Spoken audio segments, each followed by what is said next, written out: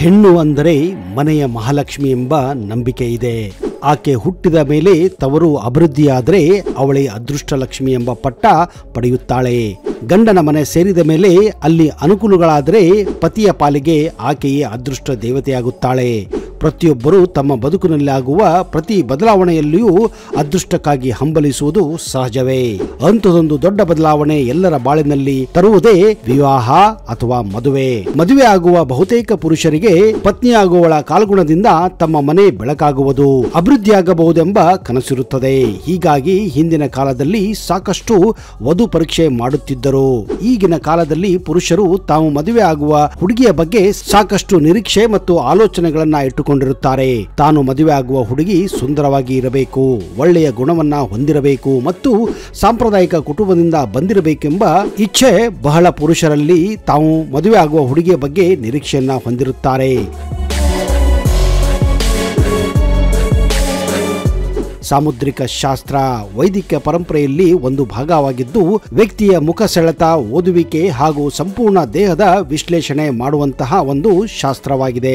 ಇನ್ನು ಪುರಾತನ ಕಾಲದಿಂದ ಕೂಡ ಈ ಪದ್ಧತಿ ಅಳವಡಿಕೆಯಲ್ಲಿದ್ದು, ಮುಖ ನೋಡಿ ಮಣೆ ಹಾಕಬೇಡಿ ಎಂಬ ಮಾತು ಈ ಶಾಸ್ತ್ರದಿಂದ ಉಲ್ಲೇಖವಾಗಿದೆ. ಈ ಶಾಸ್ತ್ರದಲ್ಲಿ ಹೆಣ್ಣು ಇಲ್ಲವೇ ಗಂಡಿನ ಕಣ್ಣು, ಮಚ್ಚೆ ಹಾಗೂ ದೇಹದ ಆಕಾರವನ್ನ ನೋಡಿ ಅವರ ಗುಣ ಮತ್ತು ನಡತೆಯನ್ನ ಪರಿಗಣಿಸುತ್ತಾರೆ. ಇನ್ನು ಪಾದ, ಬೆರಳು ಮತ್ತು ಕೈ ಬೆರಳುಗಳನ್ನು ನೋಡಿ ಶಾಸ್ತ್ರವನ್ನು ಕೂಡ ಹೇಳುತ್ತಾರೆ. ಸಾಮುದ್ರಿಕ ಶಾಸ್ತ್ರದ ಪ್ರಕಾರ ಗಲ್ಲ ಮತ್ತಿದ ಕಡೆ ಮಚ್ಚೆ ಅದೃಷ್ಟ ತರುತ್ತವೆಂಬ ನಂಬಿಕೆ ಇದೆ.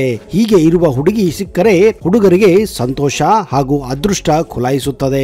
ಇದಲ್ಲದೆ ಹುಡುಗಿಯ ಹೆಸರು, ಜಾತಕ, ನಡೆ ನುಡಿ ಎಲ್ಲದನ್ನ ನೋಡಿಯೇ ಆಕೆ ಗಂಡನಿಗೆ ಅದೃಷ್ಟ ದೇವತೆಯಾಗುವ ಬಗ್ಗೆ ಹೇಳಲಾಗುತ್ತದೆ. ಇದಕ್ಕೆ ಮತ್ತೊಂದು ಸೇರ್ಪಡೆ ದೇಹದ ಗುಣಲಕ್ಷಣಗಳನ್ನ ನೋಡಿ ಹೇಳುವುದು.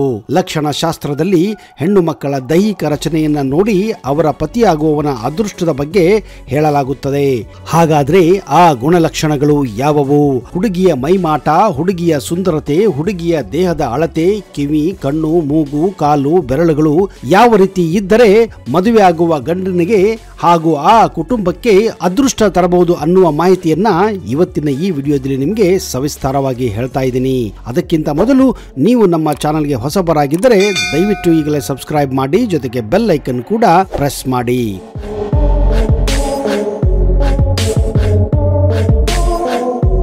ಹೆಣ್ಣನ್ನ ದೇವತೆಗೆ ಹೋಲಿಸುತ್ತಾರೆ. ಪುರಾತನ ಕಾಲದಿಂದಲೂ ದೇವಿಯ ಸ್ವರೂಪ ಎಂದೇ ಪೂಜಿಸುತ್ತಾರೆ. ಮನೆಯಲ್ಲಿರುವ ಹೆಣ್ಣು ಸದಾ ಮನೆಯ ಸುಖ, ಶಾಂತಿ, ನೆಮ್ಮದಿ ಹಾಗೂ ಐಶ್ವರ್ಯವನ್ನ ಕಾಪಾಡುತ್ತಾಳೆ ಹಾಗೂ ತರುತ್ತಾಳೆ ಎನ್ನುವ ನಂಬಿಕೆ ಇರುತ್ತದೆ. ಮನೆಯ ಹೆಣ್ಣು ಸದಾ ಕಾಲ ನಗುತ್ತಾ ಇದ್ದರೆ ಆ ಮನೆ ಸದಾ ಸಮೃದ್ಧಿ ಹಾಗೂ ಖುಷಿ, ಶಾಂತಿಯಿಂದ ತುಂಬಿರುತ್ತದೆ. ಇದೇ ಕಾರಣ ಹೆಣ್ಣನ್ನ ಮನೆಯ ಕಣ್ಣು ಎಂದು ಕರೆಯುತ್ತಾರೆ. ಅವಳು ಖುಷಿಯಿಂದ ಇದ್ದರೆ ಆ ಮನೆ ಸದಾ ಸಮೃದ್ಧಿಯಿಂದ, ಖುಷಿಯಿಂದ ತುಂಬಿರುತ್ತದೆ. ಮನೆಯ ಯಜಮಾನಿ ಸಂತೋಷವಾಗಿದ್ದರೆ ಆ ಮನೆಯಲ್ಲಿ ಸದಾ ಲಕ್ಷ್ಮಿ ನೆಲೆಸುತ್ತಾಳೆ ಅನ್ನುವ ನಂಬಿಕೆ ನೂರಾರು ವರ್ಷಗಳಿಂದಿದೆ. ಹಾಗಾದ್ರೆ ಆ ಅದೃಷ್ಟ ತರುವಂತಹ ಲಕ್ಷಣಗಳ ಬಗ್ಗೆ ಈಗ ತಿಳಿಯೋಣ.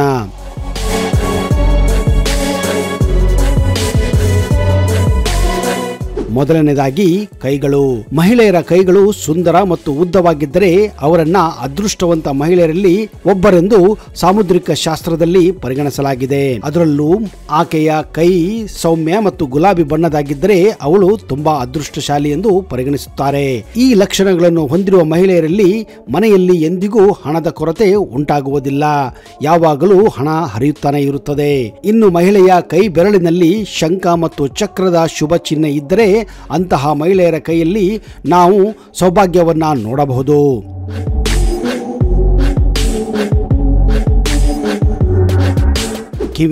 ಕಿವಿಯಲ್ಲಿ ಮೃದುವಾದ ಚರ್ಮವನ್ನ ಹೊಂದಿರುವ ಉದ್ದದ ಕಿವಿಗಳ ಮಹಿಳೆಯರು ತಮ್ಮ ಗಂಡನ ಭವಿಷ್ಯವನ್ನ ಬೆಳಗಿಸುತ್ತಾರೆ ಎನ್ನುವ ನಂಬಿಕೆ ಇದೆ. ಇವರು ಆತ್ಮವಿಶ್ವಾಸದಿಂದ ಕೂಡಿದ್ದು ಚೈತನ್ಯದ ಅಲೆಯಾಗಿ ಮನೆಯಲ್ಲಿ ಓಡಾಡಿಕೊಂಡಿರುತ್ತಾರೆ. ಉದ್ದವಾದ ಕಿವಿಯನ್ನು ಹೊಂದಿರುವ ಮಹಿಳೆಯರು ಭಾಗ್ಯಶಾಲಿಯಾಗಿದ್ದು ಆಯಸ್ಸು ಮತ್ತು ಆರೋಗ್ಯ ವೃದ್ಧಿಯಾಗುತ್ತದೆ ಎಂಬ ಮಾಹಿತಿ ಸಮುದ್ರ ಶಾಸ್ತ್ರದಲ್ಲಿ ಉಲ್ಲೇಖ ಇದೆ.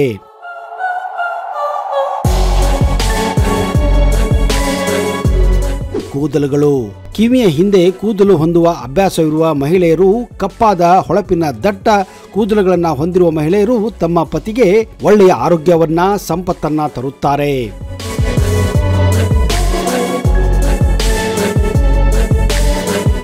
ಬೆರಳುಗಳು. ಪ್ರತಿಯೊಬ್ಬ ವ್ಯಕ್ತಿಯ ಮಾನವನ ದೇಹದ ರಚನೆಯು ವಿಚ್ಛಿನ್ನವಾಗಿರುತ್ತದೆ. ಕೆಲವರ ಮುಖ ತುಂಬಾ ವಿಚಿತ್ರವಾಗಿದ್ದರೆ ಇನ್ನು ಕೆಲವರ ಮುಖಗಳು ರೇಖಾತ್ಮಕವಾಗಿ ಲಕ್ಷಣವಾಗಿರುತ್ತವೆ. ಶಾಸ್ತ್ರದ ಪ್ರಕಾರ ದುಂಡಿನ ಮತ್ತು ಅಗಲವಾದ ಬೆರಳುಗಳನ್ನು ಹೊಂದಿರುವ ಮಹಿಳೆಯರು ತುಂಬಾ ಅದೃಷ್ಟವಂತರು. ಇಂತಹ ಮಹಿಳೆಯರು ವಾಸಿಸುವ ಮನೆಯಲ್ಲಿ ಸಂಪತ್ತು ಮತ್ತು ಸಂತೋಷ ಯಾವಾಗಲೂ ತುಂಬಿರುತ್ತದೆ.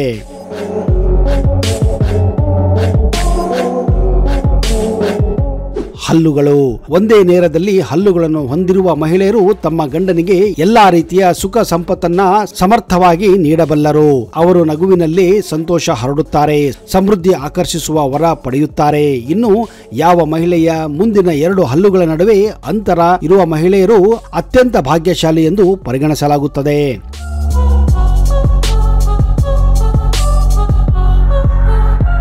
ಪಾದದ ಅಡಿಭಾಗ. ನಮ್ಮ ದೇಹದಲ್ಲಿ ಅನೇಕ ಸೂಕ್ಷ್ಮ ಗೆರೆಗಳಿವೆ. ಅವುಗಳನ್ನು ಸರಿಯಾಗಿ ಗುರುತಿಸುವುದರಿಂದ ಎದುರಿಗಿರುವವರ ಬಗ್ಗೆ ಹೆಚ್ಚಿನ ಮಾಹಿತಿಯನ್ನ ಪಡೆಯಬಹುದು. ನಿಮ್ಮ ಪಾದದ ಅಡಿಯಲ್ಲಿ ಶಂಖ, ಕಮಲ ಅಥವಾ ಚಕ್ರವನ್ನು ಹೊಂದಿರುವ ಮಹಿಳೆಯರು ಅತ್ಯಂತ ಅದೃಷ್ಟವೆಂದು ನಂಬಲಾಗಿದೆ. ಅಂತಹ ಮಹಿಳೆಯರು ತಮ್ಮ ಕುಟುಂಬದ ಹೆಸರನ್ನು ಮಾತ್ರ ಹೆಚ್ಚಿಸುವುದು ಅಲ್ಲದೆ ಸಮಾಜದಲ್ಲಿ ಗೌರವವನ್ನು ಕೂಡ ಪಡೆಯುತ್ತಾರೆ. ಚಪ್ಪಟೆ ಪಾದವನ್ನು ಹೊಂದಿರುವ ಮಹಿಳೆಯರು ತಮ್ಮ ಅತ್ತೆ ಹಾಗೂ ಮಾವರಿಗೂ ಅದೃಷ್ಟ ದೇವತೆಯಾಗಿ ಬರುತ್ತಾರೆ. ಇನ್ನು ಕುಟುಂಬದಲ್ಲಿ ಯಾವುದೇ ರೀತಿಯ ಕಲಹ ಮಾಡಲು ಬಿಡುವುದಿಲ್ಲ. ಕುಟುಂಬದ ಎಲ್ಲ ಸದಸ್ಯರು ಒಟ್ಟಾಗಿ ಇರುತ್ತಾರೆ.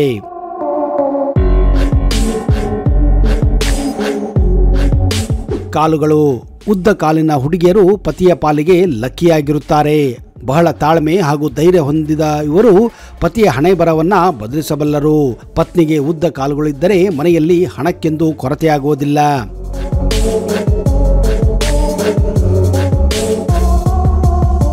ಬೆನ್ನು.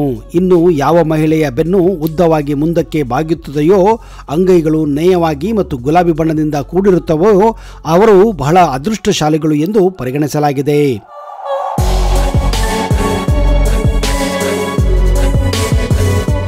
ಒಕ್ಕಳು.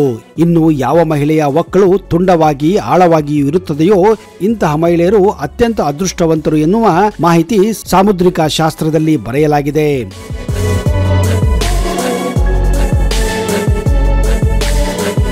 ಪಾದದ ರೂಪ. ಸುಂದರವಾದ ಕಾಲುಗಳು, ಗುಲಾಬಿ ಉಗುರುಗಳು ಮತ್ತು ಸಣ್ಣ ಬೆರಳುಗಳನ್ನು ಹೊಂದಿರುವ ಮಹಿಳೆಯರು ತಮ್ಮ ಗಂಡನ ಬಗ್ಗೆ ತುಂಬಾನೇ ಚಿಂತೆ ಮಾಡುತ್ತಾರೆ. ಅದೇ ಸಮಯದಲ್ಲಿ ಈ ಮಹಿಳೆಯರ ಗಂಡಂದಿರಿಗೆ ಆಗಾಗ ಆರೋಗ್ಯ ಸಮಸ್ಯೆ ಕೂಡ ಎದುರಾಗುತ್ತದೆ ಎನ್ನುವ ನಂಬಿಕೆ ಇದೆ.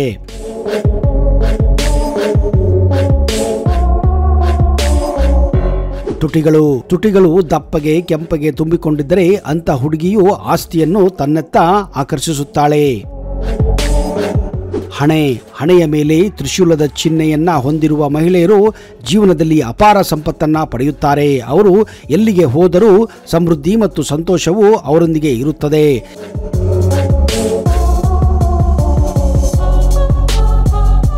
ಮುಖ. ದುಂಡನೆ ಮುಖ ಮತ್ತು ಪ್ರಕಾಶಮಾನ ಕಣ್ಣುಗಳನ್ನು ಹೊಂದಿರುವ ಮಹಿಳೆಯರನ್ನ ಅತ್ಯಂತ ದಯಾಳು ಮತ್ತು ಕರುಣಾಮಯಿ ಸ್ವಭಾವದವರೆಂದು ಪರಿಗಣಿಸಲಾಗುತ್ತದೆ. ಇಂತಹ ಮಹಿಳೆಯರು ತಮ್ಮ ಗಂಡನ ಜೊತೆ ಬಹಳ ನಿಷ್ಠೆಯಿಂದ ಇರುತ್ತಾರೆ ಮತ್ತು ಜೊತೆಗೆ ಇವರು ಮದುವೆಯಾಗಿ ಯಾರ ಮನೆಗೆ ಹೋಗುತ್ತಾರೋ ಎಂದೆಂದಿಗೂ ಸಂತೋಷವನ್ನ ತರುತ್ತಾರೆ.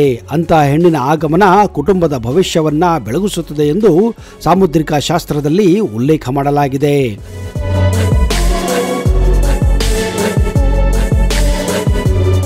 ನೋಡಿದಿರಾ ಸ್ನೇಹಿತರೆ, ಯಾವೆಲ್ಲ ಲಕ್ಷಣ ಇರುವ ಹುಡುಗಿಯರು ಅಥವಾ ಮಹಿಳೆಯರು ಏನೆಲ್ಲ ಅದೃಷ್ಟವನ್ನ ದುರಾದೃಷ್ಟವನ್ನ ತರುತ್ತಾರೆ ಎಂದು ಈಗ ನಿಮ್ಮನ್ನ ನೀವು ಅವಲೋಕನ ಮಾಡಬಹುದು ಹಾಗೂ ನಿಮ್ಮ ಲಕ್ಷಣಗಳನ್ನ ನೀವೇ ಕಂಡು ಹಿಡಿಯಬಹುದು ಹಾಗೂ ನಿಮ್ಮ ಜೀವನದಲ್ಲಿ ಏನೆಲ್ಲ ಆಗಬಹುದು ಎನ್ನುವುದನ್ನ ನೀವು ಕೂಡ ಮಾಹಿತಿ ಪಡೆಯಬಹುದು.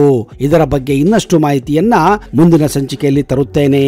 ನಿಮ್ಮ ಅನಿಸಿಕೆಗಳನ್ನ ದಯವಿಟ್ಟು ಕಮೆಂಟ್ ಬಾಕ್ಸ್ ಅಲ್ಲಿ ಹಾಕಿ. ಅಲ್ಲಿಯವರೆಗೆ ಜೈ ಹಿಂದ್, ಜೈ ಕರ್ನಾಟಕ. ನಿಮಗೆಲ್ಲ ಒಳ್ಳೆಯದಾಗಲಿ.